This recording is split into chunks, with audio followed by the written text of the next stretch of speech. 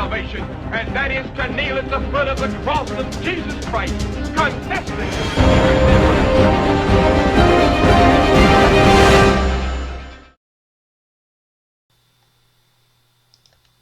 Olá, sejam todos e todas muito bem-vindos a mais uma live da Igreja Batista Nova Jerusalém, quando nós aqui nesse ambiente, nesse espaço, neste tempo, estamos pensando e aprendendo um pouco mais sobre a denominação batista, de tal modo que nós consigamos responder a esta pergunta que dá tônica desta mensagem, dessa série de mensagens, dessa jornada que nós estamos apenas começando, que é: por que sou batista? E aí, você sabe por que você é batista? Até aqui nós entendemos um pouco sobre as perspectivas históricas acerca da nossa origem, a origem dos batistas. Na semana passada nós entendemos ali um pouquinho mais da, não é divisão, né? Mas da forma como os batistas também se agruparam a partir de perspectivas e posicionamentos teológicos. E aí nós estudamos um pouco sobre os batistas gerais e os batistas particulares. E na noite de hoje nós vamos falar um pouquinho sobre os batistas nos Estados Unidos, né? Nós vamos pensar um pouco sobre isso. E por que é importante nós pensarmos e conversarmos sobre os batistas nos Estados Unidos? Talvez você possa estar se questionando: puxa, nunca vai chegar lá nos princípios batistas, na declaração doutrinária, na primeira igreja batista no Brasil? Sim, nós vamos chegar lá, né? Nossa proposta nessa jornada, como nós já falamos aqui, que nós estamos apenas iniciando, nós vamos abordar todas essas nuances, mas nós precisamos entender a nossa origem e como isso moldou a nossa história e, consequentemente, a nossa identidade. Nós saímos ali da Inglaterra, demos uma viagem até a Holanda, regressamos para a Inglaterra e agora nós vamos para os Estados Unidos, né? As 13 colônias, que até então também estava sob o domínio dos ingleses. Por quê? Porque é a partir dos Estados Unidos que vão serem enviados os primeiros missionários que chegam ao Brasil. Então nós precisamos entender todo esse trajeto histórico, desde a Inglaterra, na sua origem, um berço, até agora a sua ida para os Estados Unidos, o que lá ocorreu, de tal forma de que possamos identificar como isso influenciou a história dos batistas no Brasil. E aí, para começar então essa nossa conversa, nosso bate-papo de hoje, eu trago para você aqui uma fala de Robert A. Baker, onde ele vai dizer o seguinte: os batistas americanos nasceram no fogo da perseguição, foram disciplinados e se integraram no fogo do avivamento. Compartilharam com os outros o fogo do patriotismo que os conduziu à liberdade política e foram moldados de novo pelo fogo das missões. Os batistas chegaram cedo nos Estados Unidos. Certamente, alguns vão dizer que foi em virtude da liberdade religiosa que não existia nos países britânicos, né? Alguns historiadores, inclusive, vão dizer que a maioria dos batistas, né, nessas 13 colônias, ou como alguns chamavam na época, no Novo Mundo, que eles eram oriundos das ilhas britânicas, sendo alguns deles ingleses, galeses, escoceses e irlandeses, né? Então, eles fogem da perseguição que está ocorrendo lá na Inglaterra, como nós já vimos, né? Lembrando que naquela época a religião do Estado ela influenciava na religião da população que nascia naquela região. E quando eu falo Estado aqui, é importante frisar, né? Você que está nos acompanhando, não estou falando de Estado da ideia, da concepção que nós temos no Brasil, Rio de Janeiro, São Paulo. Estado, quando eu falo aqui, é a nação como um todo. Então, os batistas surgem justamente tendo como uma das suas bandeiras a liberdade religiosa, ou seja, as pessoas devem ter o direito, devem ser livres para escolher a religião que querem professar, independente e sem nenhuma intervenção do Estado. E aí, nesse nosso bate-papo de hoje, nós vamos abordar aqui 5 fatos, 5 ocorrências que ocorreram, né? 5 ocorrências que ocorreram, fica até redundante, né? Mas 5 situações que influenciaram os batistas ali nos Estados Unidos. E a primeira delas que a gente precisa já entender é acerca das igrejas, né? As primeiras igrejas batistas, então, dentro desse novo mundo. E aí, o que acontece? Alguns historiadores vão dizer que logo no início da colonização da América do Norte, os batistas se estabeleceram na chamada Nova Inglaterra. Lembre-se, né? A gente está aqui descrevendo e relatando um momento na qual essas 13 colônias, que mais à frente vem se tornar os Estados Unidos, eles estavam sob o domínio da Inglaterra. Então, já, né, uma vez estabelecidos na Nova Inglaterra, foi por volta aí de 1638 a igreja de Newport, pastoreada por um homem chamado John Clarke, né, ou John Clark, ou João Clark, que também era médico. E mais à frente, no ano seguinte, em 1639, uma outra igreja foi também estabelecida, que é a igreja de Providence,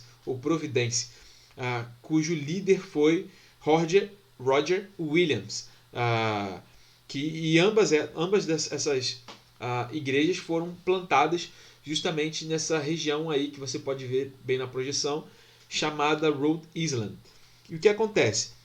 Inclusive é um fato muito curioso sobre essas primeiras igrejas batistas, e aí, né, é proposital que a gente coloque aqui as primeiras igrejas batistas, porque cada uma dessas duas igrejas, né, que eu acabei de falar para você, a igreja de Newport, pastoreada ali por John Clark, e a igreja em Providence, pastoreada por Roger Williams, houve uma briga, né, de certa forma uma briga histórica aí, acerca de qual das duas teria sido a primeira igreja organizada em território norte-americano.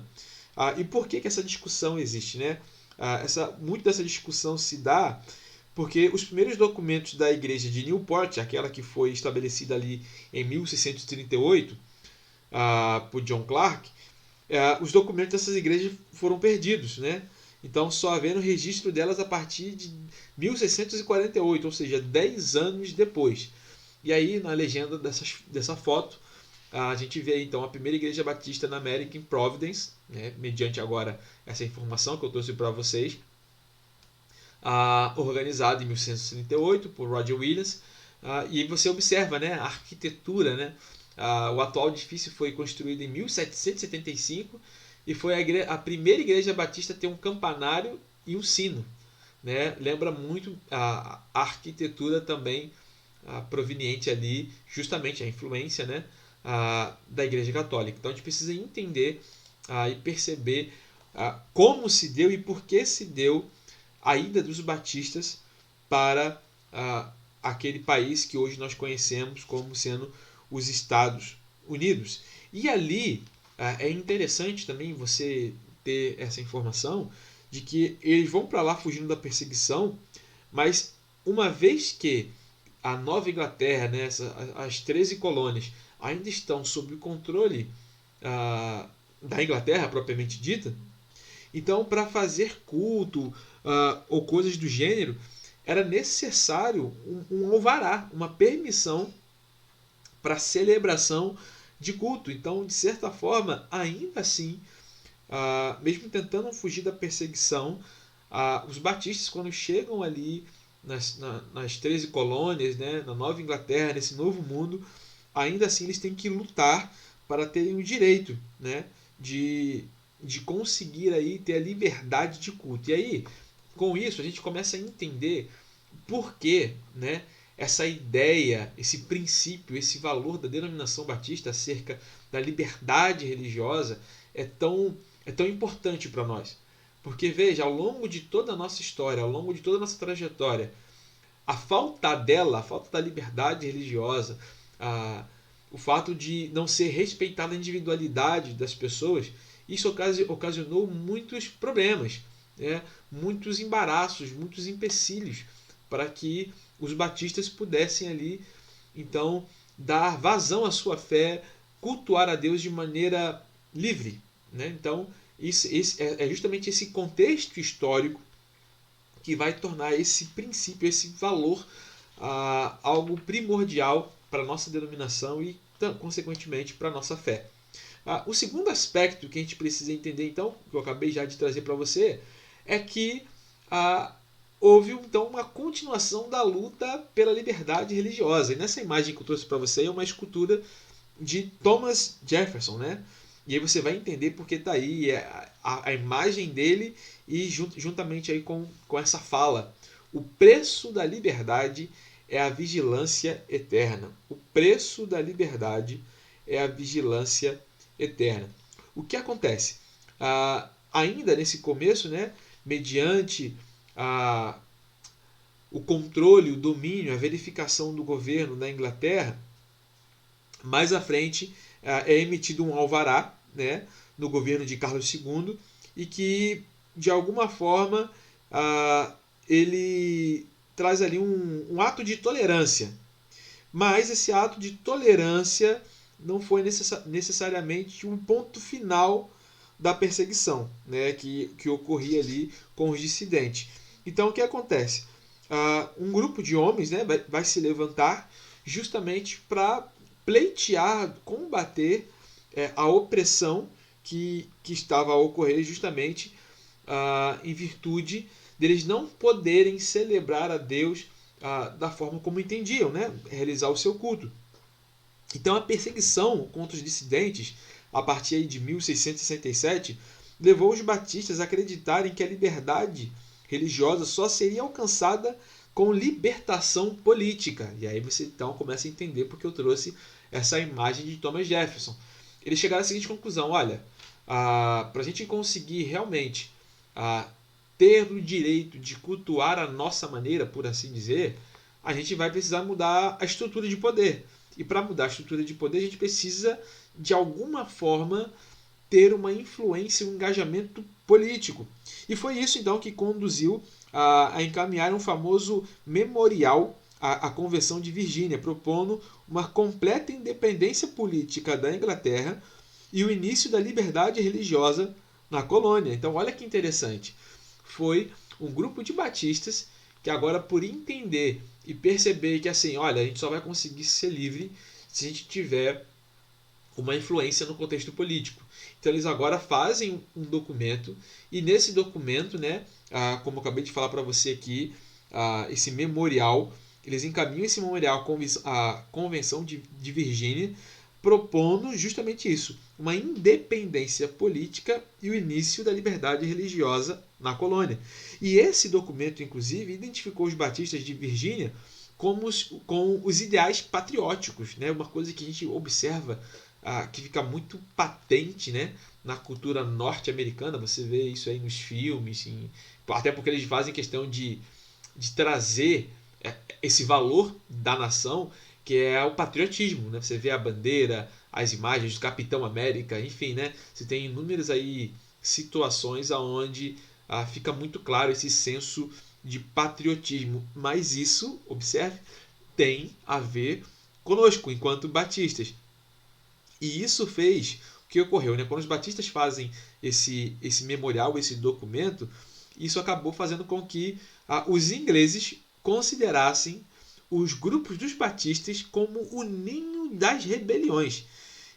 E é digno, né, de nota lembrar que tudo isso ocorria nos Estados Unidos quando já se iniciava a luta pelos ideais da liberdade, igualdade e fraternidade na Europa, né, que mais à frente acabou desembocando naquilo que a gente conhece pelo estudo da história como a Revolução Francesa.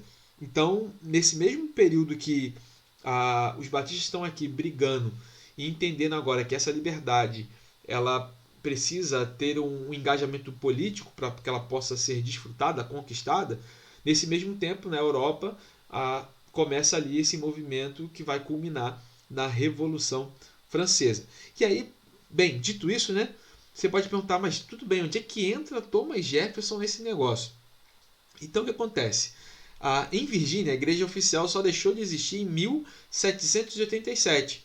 Mas o que aconteceu é que antes, em 1785, houve um outro memorial e uma representação contra as taxas religiosas, porque isso é um fato que eu acabei esquecendo de mencionar.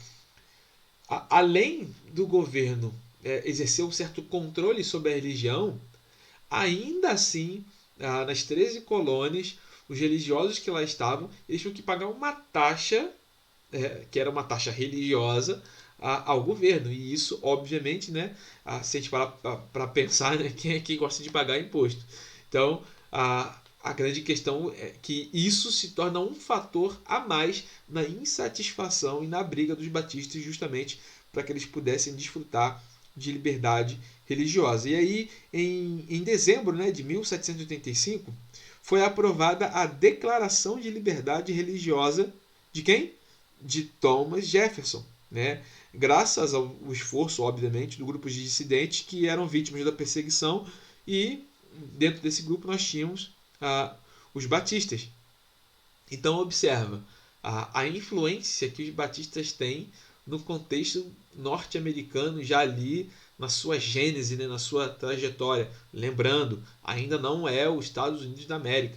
Então, nesse primeiro momento, há essa influência dos batistas nessa questão da luta pela liberdade religiosa, que começa na Inglaterra, faz com que eles se desloquem para a Holanda, regressem para a Inglaterra e agora, mais uma vez, se deslocam aí para a nação norte-americana. E é importante a gente ressaltar, né, o cuidado de Deus e o agir de Deus ao longo da história. Porque é óbvio, ninguém gosta de sofrer perseguição, mas foi justamente essa perseguição que de alguma forma foi fazendo com que a palavra de Deus, que a igreja fosse crescendo, né? A igreja, ela tem como uma característica marcante crescer em meio às perseguições.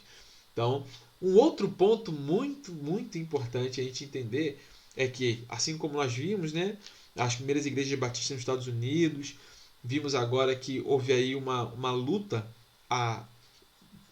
que era contínua, né, naquela época, naquele contexto, por liberdade religiosa.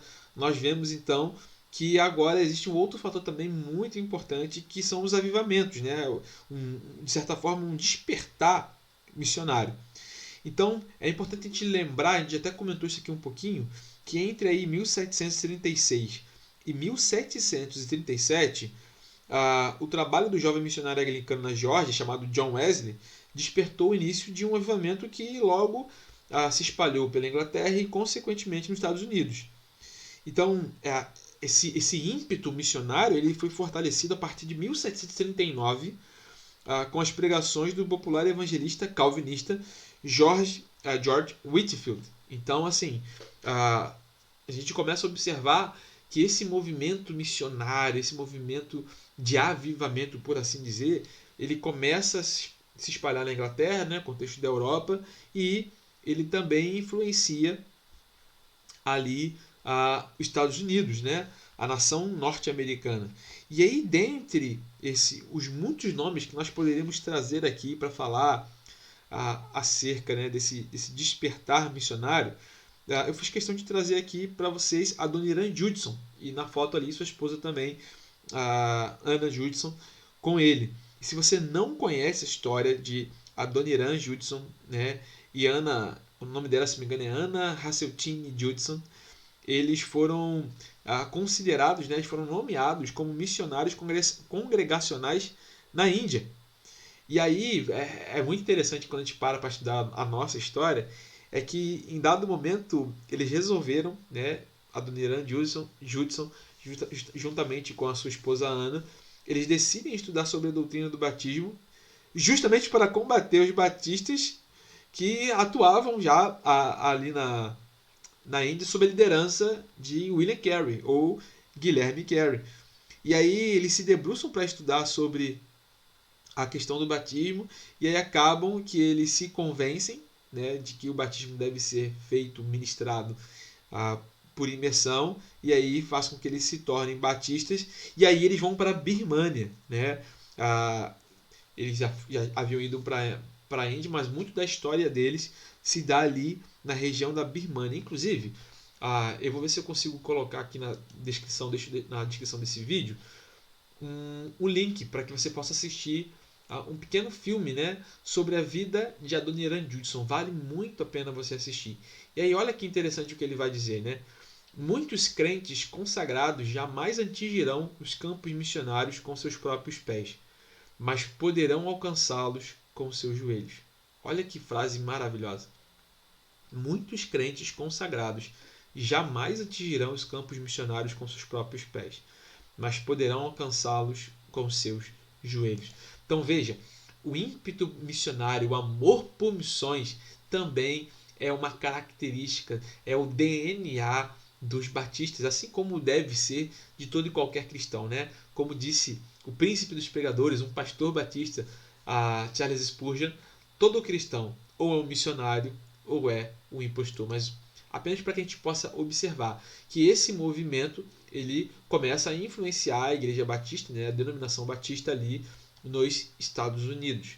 E aí um quarto fator, que é, né, nem tudo é perfeito, né? Assim como é a nossa história enquanto indivíduos, é também a nossa história enquanto denominação.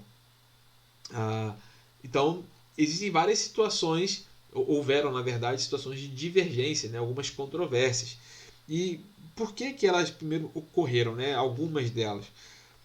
Primeiro, por causa da questão, mais uma vez, como a gente já viu até na live passada, sobre questão teológica, né? Então, nós tínhamos os batistas arminianos e os batistas calvinistas ou hipercalvinistas. Então, isso aí começou a gerar uma controvérsia. Inclusive, né, pessoal, talvez você não saiba, mas também tinha uma espécie de batista adventista, que queria na guarda do sábado e tudo mais. Então, essas coisas, essas discussões, essas brigas teológicas começam a trazer divisão, começam a trazer separação. E além disso, né, a história vai dizer que ali no final do século XVIII, duas doutrinas atingiram os batistas, né? A primeira delas é o unitarianismo, né, que atraiu principalmente um grupo mais, como é que eu posso dizer, um grupo intelectualmente de um saber um pouco mais elevado, por assim dizer. E a ideia também, uma heresia, que é a do universalismo, né? Doutrina que também é conhecida como a restauração universal. O que é, né, esses dois nomes? Você pode estar perguntando aí, mas, pastor, o que significa isso?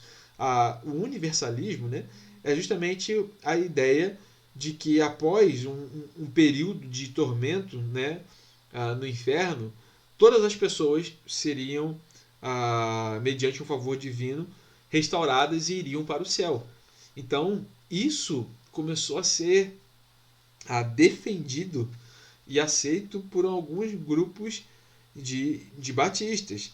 Então, é importante a gente olhar para a nossa história, tá, pessoal? Tudo que eu estou trazendo para vocês aqui são resumos, mas nós temos documentos, uma série de pesquisas que servem para comprovar tudo isso que eu estou buscando transmitir aqui para vocês de forma bem simples e sucinta. E faço questão de mostrar esse aspecto negativo, por assim dizer, justamente para que a gente possa ter a percepção de que não é só, a nossa história também não é feita só de acertos, né? Existem erros e que a gente precisa aprender com os erros, né? A grande questão nem sempre é não errar, mas é, uma vez errando, o que fazer com o erro, né? Então a gente precisa aprender disso. Então na nossa história a gente precisa também identificar os pontos que nós não nos orgulhamos tanto. E aí, né, quando a gente fala de alguns pontos que nós não nos orgulhamos tanto, infelizmente o quinto, essas divergências, essas controvérsias, elas acabam também de alguma forma culminando ou influenciando no quinto, né, no quinto aspecto que eu quero trazer aqui para você nessa nossa live, nessa noite de hoje, que diz respeito entre a divisão entre os batistas do norte e os batistas do sul. Então, além de toda aquela briga, teve um certo momento, obviamente um pouco mais à frente, a história está avançando, onde os batistas, né, do norte e do sul, eles se dividiram. E qual foi, né, a principal causa dessa divisão? Eu acho que pela arte que eu fiz questão de colocar aí, você já consegue meio que captar a razão, né, ou a motivação, ou o assunto, por assim dizer, que trouxe essa separação. E é justamente isso, a escravatura. É importante salientar, e essa é uma parte, né, eu, enquanto pastor, enquanto negro também, não me orgulho dessa parte, embora seja sim um pastor batista e falo isso também com muita alegria, Mas ao longo da nossa história, infelizmente, alguns pastores batistas, e é por isso que houve essa divisão, eles tinham escravos, eram a favor da escravatura. E aí, pessoal, é importante também, óbvio, né, nada ameniza o fato de pessoas serem escravizadas. Mas a gente também precisa entender a época e o seu contexto.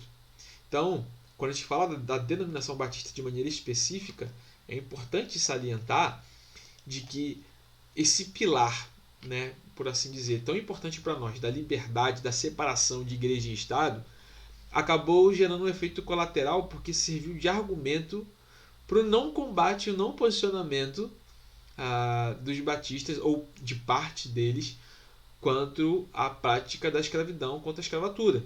Porque alguns alegavam o seguinte: não, a gente defende separação de igreja e Estado. E essa questão é questão de Estado. A gente não tem nada a ver com isso, né? Então, para nós hoje é muito claro de que, sim, nós temos a ver com isso, porque tem a ver com a nossa ética cristã, uma questão apologética, uma questão de ser humano. Mas, naquela época, um dos argumentos utilizados para não se posicionar foi esse. Mas por que ocorreu essa divisão? Né? Agora você entendeu qual foi o principal tópico. Mas naquela época, um grupo, obviamente, já vinha se levantando contra essa prática de ter escravos. E aí é como se eles dessem um incentivo ou favorecessem pastores, líderes batistas que fossem abolicionistas, ou seja, contra a escravidão. E aí o que aconteceu? Aqueles que tinham escravos começaram a questionar, porque eles favoreciam de alguma forma aqueles que não tinham. E aí essa briga aí acabou ocasionando então essa divisão entre os batistas do norte e os batistas do sul. Óbvio, pessoal, esse não foi o único motivo, mas a história, né, alguns historiadores vão dizer que esse foi o principal fator. E talvez você fique surpreso, né? Porque mais à frente a gente vai talvez falar um pouco mais sobre isso também.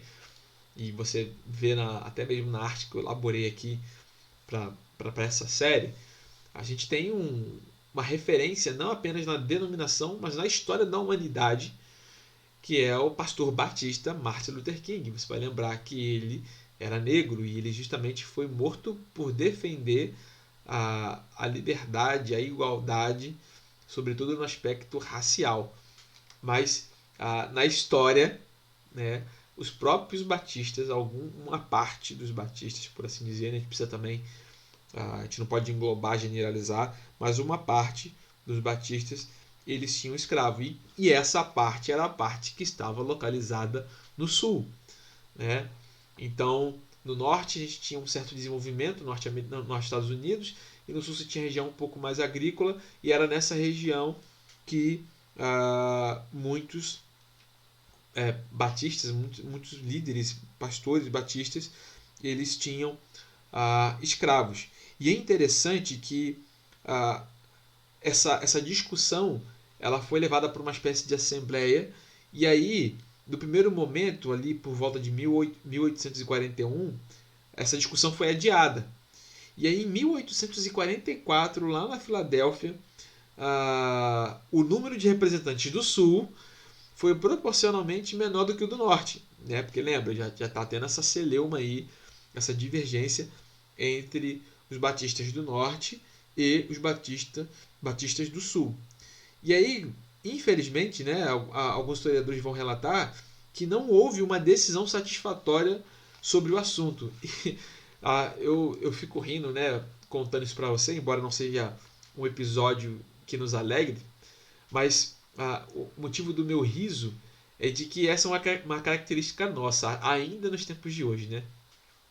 A dificuldade, por vezes, de tomar uma decisão ou chegar a um consenso acerca de determinadas coisas, né? Ainda hoje isso é algo característico. Positivo em alguns momentos e nocivo, negativo em outros deles. Mas é o que acontece aqui também, ali nos Estados Unidos, né? De maneira mais específica, como eu falei para você, nessa convenção aí que ocorreu ali na Filadélfia. E aí, logo depois, a convenção da Geórgia, né, então o grupo de batistas da Geórgia, recomendou um sujeito chamado Tiago Reeve como missionário aos índios Cherokee. Então, olha só, olha como isso é interessante. A convenção da Geórgia ocorre e eles escolhem Tiago Reeve como um missionário aos índios Cherokee. Porém, ele, embora tenha sido escolhido como missionário, algumas pessoas questionaram a legitimidade dessa indicação. Por quê? Porque esse Tiago Reeve, ele tinha escravos. Então, olha só como isso é, não vou nem dizer interessante, né, mas contraditório. Óbvio, né? A gente precisa olhar para a história e também olhar para os momentos da história tentando se achegar o mais próximo possível daquela realidade. Dentro daquele momento ali, esses tipos de questionamentos era uma novidade. Eles aceitavam com uma certa naturalidade a prática da escravidão. Então, não havia, naquele primeiro momento, uma ideia de que havia uma contradição ali, né? Você vai evangelizar um outro grupo, mas você escraviza outras pessoas. Para nós, hoje, é muito claro, é nítido, é contraditório. Mas, para alguns naquela época, não era algo assim tão contraditório. E aí, por que a gente, como eu falei para vocês no começo, né, dessa nossa live, e a ideia aqui, pessoal, eu estou trazendo aqui resumos para você de vários livros, de várias pesquisas que eu fiz e tenho feito justamente para que a gente possa ter aqui um conteúdo simples, mas de qualidade. Então, o que acontece? Por isso que eu tenho falado com vocês da importância de entender a história de uma maneira um pouco mais completa, ainda que possa parecer nesse começo um pouquinho mais cansativo. Por quê? Eu falei para você que os batistas do Sul eram aqueles que tinham, ou parte deles praticavam aí a escravidão. E quais são os batistas que chegam ao Brasil? É isso aí, se você já respondeu aí, você matou a charada. São os batistas do Sul. E aí olha o texto que eu trouxe para você aqui, interessante, né? Os primeiros colonos batistas no Brasil possuíam escravos. Muitos vieram para o Brasil por causa das facilidades e similaridades escravagistas aqui encontradas. A Crabtree fora um missionário batista enviado pela Junta Missionária de Richmond, Convenção do Sul. Em 1859, ele escreve à junta avaliando aquilo que seria para ele muito tranquilizador para o envio de missionários americanos para o Brasil. E olha o que ele vai dizer. O Brasil era como os Estados Unidos. Tem escravos e os missionários enviados pela Convenção Batista do Sul não podiam sentir-se constrangidos a combater a escravatura e assim envolver-se na política do país. E aí tem aí a referência bibliográfica para vocês acerca né, desse registro histórico. Então, alguns deles, inclusive, por notarem que no Brasil a escravidão era praticada, eles se sentem confortáveis. Então, a gente precisa entender como isso também influenciou a nossa identidade enquanto batistas e, no nosso caso, de maneira um pouco mais específica, enquanto batistas no Brasil. Né? Talvez você não tenha noção até então de todas essas informações, né? Que não é motivo para nós de alegria, não é motivo para nós de aplausos, mas é para nós uma parte da nossa história importante que precisa ser dita, precisa ser refletida, para que jamais venha a ser repetida. Então, pessoal, por hoje foi esse o caminho que nós fizemos. E aí já trabalhamos então os batistas ali na sua origem na Inglaterra, sua ida para a Holanda, regresso para a Inglaterra, batistas gerais e particulares. Hoje vimos aqui 5 situações, né, 5 aspectos que influenciaram os batistas ali nesse novo mundo, né, nos Estados Unidos. E aí, já no nosso próximo encontro, a gente vai falar sobre os batistas finalmente no Brasil, né? Já deixei aí a ponte para que a gente possa, na semana que vem, dar prosseguimento a esse bate-papo nosso, já falando agora sobre a chegada dos batistas no Brasil. E aí, na sequência, a gente vai trabalhar aí, então sobre os nossos princípios, sobre a nossa declaração doutrinária, sobre o nosso ponto de vista, nosso posicionamento teológico. Espero que todos vocês estejam gostando dessa nossa série. Comenta, eu peço para você, deixa aqui seu feedback, fala o que você está achando, o que pode melhorar, dá um retorno se você quiser mais indicações bibliográficas. Olha, de onde, quais são os livros que você está usando? Eu tenho até citado nos outros vídeos, mas se ainda assim você tiver dúvidas, tiver algum comentário, algo a contribuir, fique à vontade. Nós estamos aqui buscando trazer, como disse para você, um material de qualidade, de excelência e de maneira simples e acessível. Tá bom? Então, que Deus te abençoe e nos vemos aí na próxima semana, na próxima quarta-feira, dando continuidade a esta série. Porque sou Batista. Que Deus te abençoe.